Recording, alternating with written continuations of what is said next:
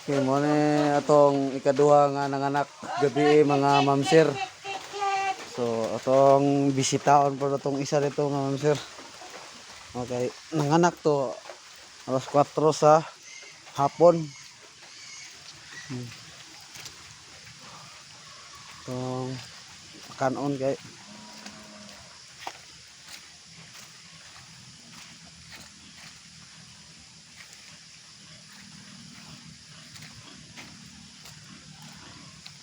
nagpatutoy pa dai. Hindi ka lapok ang agianan eh. Lapok ring agianan.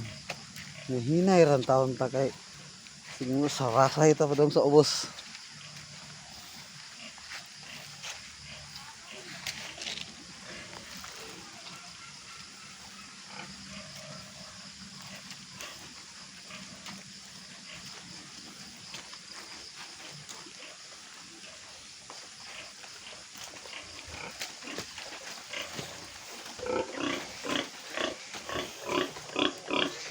Dire lusot teman amun.